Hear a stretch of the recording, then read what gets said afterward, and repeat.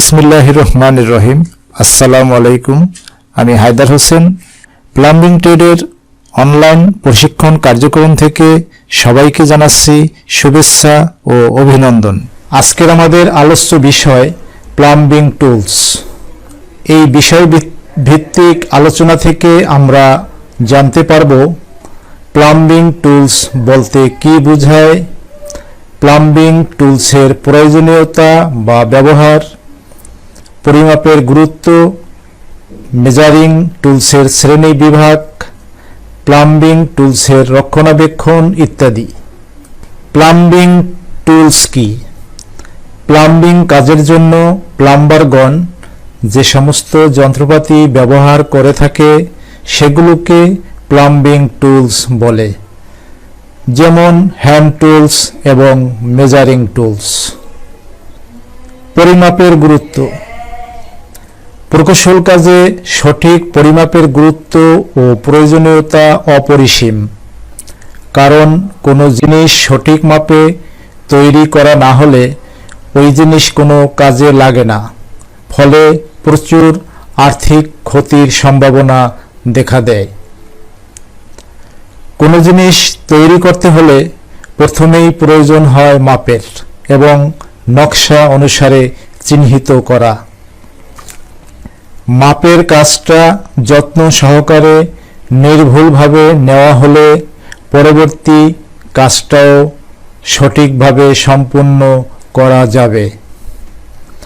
ফলে আর্থিক কোনো অপচয় ঘটে না, পরিশ্রম কম লাগবে এবং তৈরি বস্তুটি সুন্দর ও মানসম্মত হবে।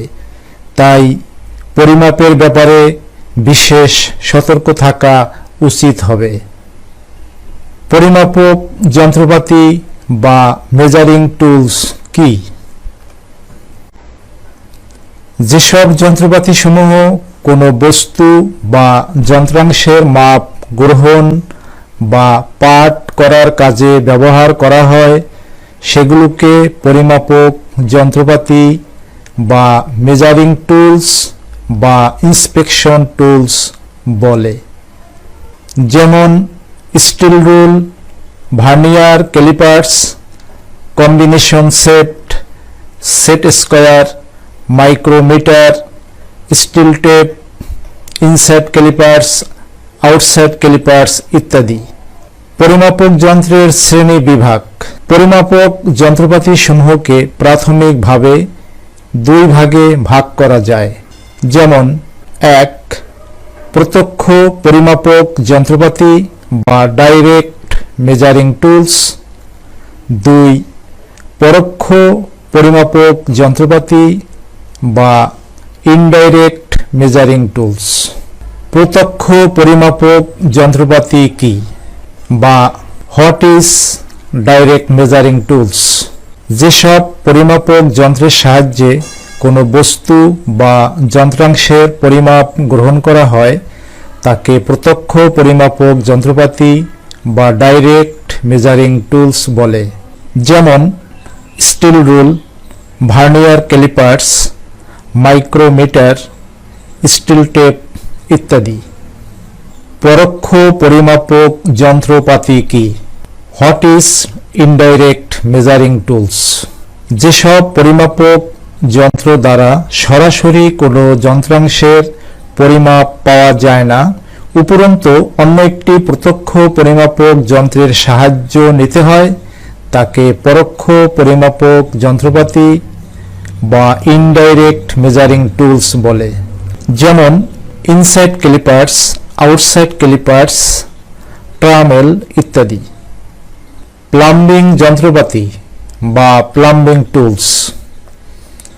প্লাম্বিং কাজের জন্য প্লাম্বারগণ যে সমস্ত যন্ত্রপাতি ব্যবহার করে থাকে সে ধরনের কিছু চিত্র এখানে দেখানো হচ্ছে, যেমন die stock, tap and tap wrench, auto thread cutting machine, hand drill machine, table vice, pipe vice, pipe cutter, pipe wrench, spanner, scriber, file, hammer, chisel, hacksaw, inside callipers, outside callipers,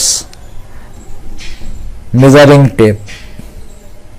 এখন আমরা প্লাম্বিং কাজে ব্যবহৃত tools সমূহের নাম এবং চিত্র সহ ইহাদের ব্যবহার বর্ণনা করব। নাম্বার 1, পাইপ কাটার। এখানে পাইপ কাটারের একটি চিত্র দেখানো হচ্ছে। ইহার ব্যবহার যে কোনো ধরনের পাইপ সহজে কাটার জন্য পাইপ কাটার ব্যবহার করা হয়। Number 2, hacks.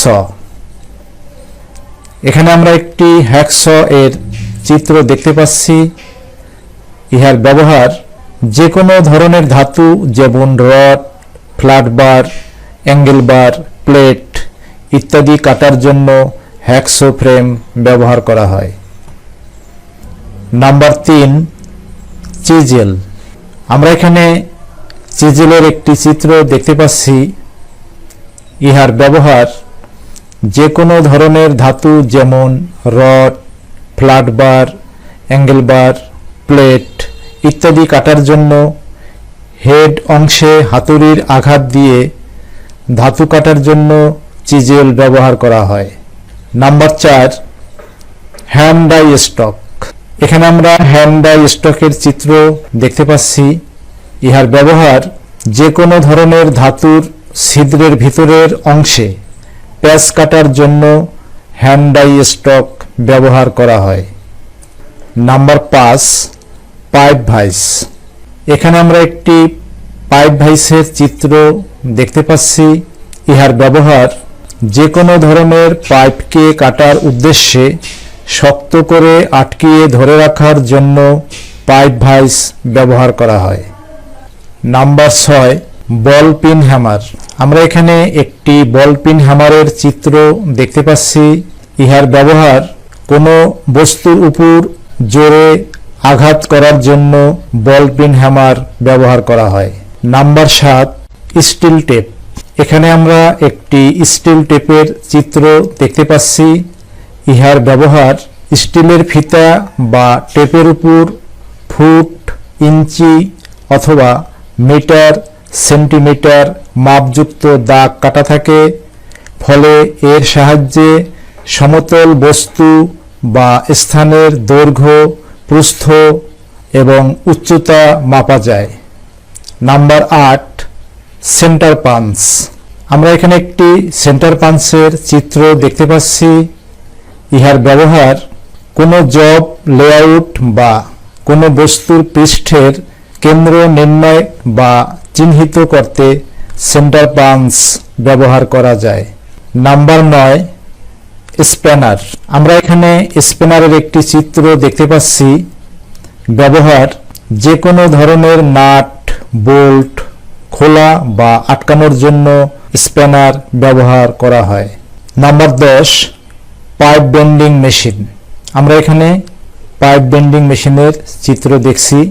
ইহার ব্যবহার যে কোনো ধরনের জিআই পাইপ, স্টিলের পাইপ, অ্যালুমিনিয়ামের পাইপ ইত্যাদি বেন্ডিং করার জন্য পাইপ বেন্ডিং মেশিন ব্যবহার করা হয়। নাম্বার 11, স্ক্রাইবার।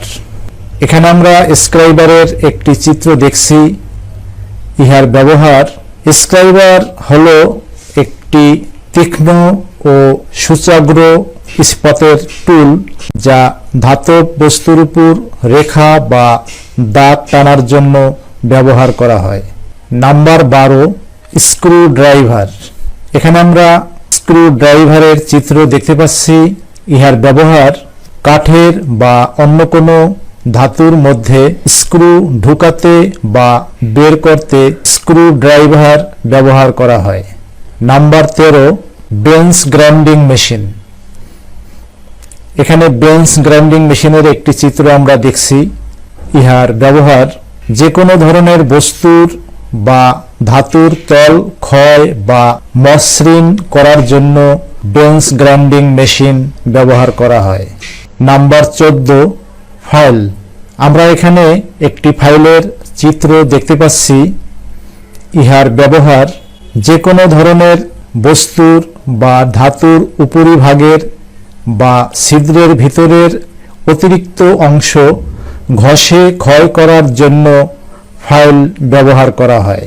হ্যান্ড টুলস ব্যবহারের সাবধানতা, অর্থাৎ হ্যান্ড টুলস ব্যবহারের সময় আমাদের কি কি সাবধানতা অবলম্বন করা উচিত এ বিষয়ে আমরা এখন আলোচনা করব। 1. হাতুড়ির হাতল যেন ঢিলা না থাকে, কারণ ঢিলা হাতলে দুর্ঘটনা ঘটতে পারে। 2. টুল বক্স থেকে কাটিং টুল বের করার সময় এর ধারালো অংশ ধরে টান দেওয়া উচিত নয়। নাম্বার 3. কাটিং টুলের ধার কখনো হাত দিয়ে পরীক্ষা করা উচিত নয়। নাম্বার 4. কাটিং টুলকে কখনো নিজের দিকে মুখ করে চালনা করা ঠিক নয়। নাম্বার 5. তৈলাক্ত হাতুড়ি বা সিজেল ব্যবহার করা উচিত নয়। হাতুড়ি তৈলাক্ত হলে পিছলে দুর্ঘটনা ঘটতে পারে। নাম্বার 6. চিজেল দিয়ে কাটার সময় চিজেলের কাটিং এজের প্রতি দৃষ্টি রাখতে হবে। নাম্বার 7. ভাঙ্গা মাথা বিশিষ্ট চিজেল ব্যবহার করা উচিত নয়, এতে দুর্ঘটনা ঘটতে পারে। নাম্বার 8. চিজেল দিয়ে কাটার সময় একবারে বেশি পরিমাণ ধাতু কাটা উচিত নয়। ভোঁতা চিজেল দ্বারা গ্রুপ কাটা উচিত নয়। নাম্বার 9. হ্যাকসো ব্যবহার করার সময় কাজের প্রতি সতর্ক দৃষ্টি রাখতে হবে, তা না হলে হ্যাকসো ব্লেড ভেঙে যেতে পারে। নাম্বার 10. হ্যাকসো ফ্রেমের সাথে ব্লেড ঢিলাভাবে লাগালে দুর্ঘটনা ঘটতে পারে। নাম্বার 11. হ্যাকসো ফ্রেম চালাবার সময় প্রয়োজনের বেশি চাপ দেওয়া উচিত নয়, এতে ব্লেড ভেঙে দুর্ঘটনা ঘটতে পারে। মূল্যায়ন, এই আলোচ্য বিষয় থেকে আমরা যা জানতে পারলাম: প্লাম্বিং টুলস কি, প্লাম্বিং টুলসের ব্যবহার, প্লাম্বিং টুলসের গুরুত্ব, পরিমাপক যন্ত্রের শ্রেণী বিভাগ, মেজারিং টুলস কি, প্লাম্বিং টুলসের রক্ষণাবেক্ষণ এর নিয়মকানুন, হ্যান্ড টুলস ব্যবহারের সাবধানতা ইত্যাদি। প্রিয় প্রশিক্ষণার্থীগণ, আজকের এই আলোচনা থেকে আমরা যা জানতে পারলাম আশা করি কাজে লাগবে। সবাইকে প্রীতি ও শুভেচ্ছা জানিয়ে আজকের মতো শেষ করছি। আল্লাহ হাফেজ।